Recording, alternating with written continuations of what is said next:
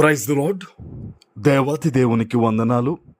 ప్రభు నామమున మీ అందరికీ నా ప్రత్యేకమైన వందనాలు, శుభాలు తెలియచేస్తున్నాను.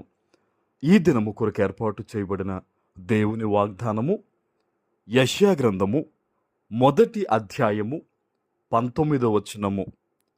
మీరు సమ్మతించి నా మాట వినిన ఎడల మీరు భూమి యొక్క మంచి పదార్థములను అనుభవింతురు. దేవుని నామానికి మహిమ కలుగునుగాక. ఈ ఉదయకాల సమయంలో సర్వశక్తివంతుడైన మన తండ్రి గొప్ప వాగ్దానాన్ని మీకు అందిస్తూ ఉన్నారు. ఆయన అంటున్నారు కదా, నా మాట మీరు వింటే గనుక భూమి యొక్క మంచి పదార్థములను మీరు అనుభవిస్తారు అనే మాటను ఈరోజు దేవుడు వాగ్దానంగా నీకు ఇస్తూ ఉన్నారు. హల్లెలూయా. మీరు ఎక్కడైనా చూడండి, మంచి పదార్థములు తిన్నారు అనే మాటను మనం గమనిస్తూ ఉంటాం. కానీ దేవుడు అంటూ ఉన్నారు, మంచి పదార్థములను అనుభవిస్తారు అంటున్నాడు ఆయన.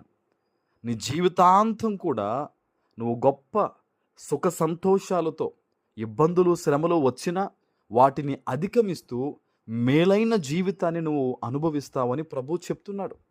ఎప్పుడు ఇదంతా జరుగుద్ది? మనము దేవుని మాట విన్నప్పుడు. హల్లెలూయా. ఈరోజు నువ్వు ఎటువంటి పరిస్థితుల్లో ఉండి ఈ వాగ్దానాన్ని వింటున్నావో, నువ్వు దేవుని మాట వింటావు అంటే ఆయన వాక్యానుసారంగా నడవడం. స్తోత్రం కలుగునుగాక. మరి ఎంతమంది బిడ్డలు ప్రతిదినం ప్రార్థన చేసుకుంటూ, బైబిల్ చదువుతూ, తెల్లవారుజామున దేవుని సన్నిధిలో మొరపెడుతూ ఎంతమంది దేవుని చిత్తానుసారంగా జీవిస్తున్నారనేది ఈరోజు ఎవరికి వారు వేసుకోవలసిన ప్రశ్న. ఎందుకంటే చాలామంది మోసపోతూ ఉన్నారు. నేను దేవుని చిత్తానుసారంగా ఉన్నాను, దేవుని చిత్తానుసారంగా ప్రార్థిస్తున్నాను, అయినా నాకు మేలు జరగట్లేదు, కీడే అనుభవిస్తున్నానని కొంతమంది ఇబ్బందికరమైన పరిస్థితుల్లో పడిపోతూ మోసపోతూ ఉన్నారు. ఒకసారి ఆలోచన చేయండి, నువ్వు నిజంగా దేవుని వాక్య ప్రకారం బ్రతుకుతున్నావా, లేదా కొన్ని నీ ఇష్టానుసారంగా ఉంటూ కొన్ని దేవుని చిత్తానుసారంగా చేస్తూ రెండు పడవల మీద కాలేస్తున్నావు అనేది ఆలోచన చెయ్యండి. ఎందుకంటే తన బిడ్డలందరూ కూడా ఆయన యొక్క ఆలోచన ఏంటంటే మంచి పదార్థాలు అనుభవించాలి. ఆహార విషయంలో కానీ, ఆరోగ్య విషయంలో కానీ, సంపద విషయంలో కానీ, నీ చేతి పని విషయంలో కానీ, నీ కుటుంబ విషయంలో, ఆధ్యాత్మిక విషయంలో, అన్నిటిలో కూడా నీకు మంచి జరగాలి, నువ్వు మంచిని అనుభవించాలి, సంతోషంగా ఉండాలనేది నీ తండ్రి యొక్క చిత్తము. అందుకనే ఈ ఉదయకాల సమయంలో ప్రభు ఇంత గొప్ప వాగ్దానం ఇస్తూ ఉన్నారు. నా మాట మీరు విన్న ఎడల మంచి మీద, భూమి యొక్క మంచి పదార్థాలను అనుభవించాలనేది దేవుని యొక్క ఆలోచన ఉంది.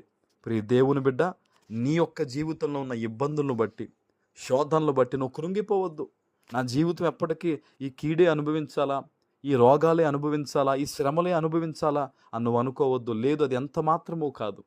దేవుని తట్టు తిరిగి ఆయన వాక్యానుసారమైన జీవితాన్ని జీవిస్తూ ఎలాంటి కష్టం వచ్చినా సరే నిలబడి ఆ కష్టంలో మనం వెనక్కి జారిపోకుండా, పాపములో పడిపోకుండా, అయ్యా నువ్వు నాకు ఖచ్చితంగా సహాయం చేస్తావయ్యా, నువ్వు ఖచ్చితంగా నన్ను లేవనెత్తుతావు ప్రభువా, ఈ శోధనను నాకు గొప్పగా విజయంగా నువ్వు మారుస్తావు ప్రభువా అని నమ్మకంగా దేవుని కొరకు నిలబడితే గనక తప్పకుండా దేవుడు ఉన్నతమైన స్థానంలో నిన్ను పెడతారు.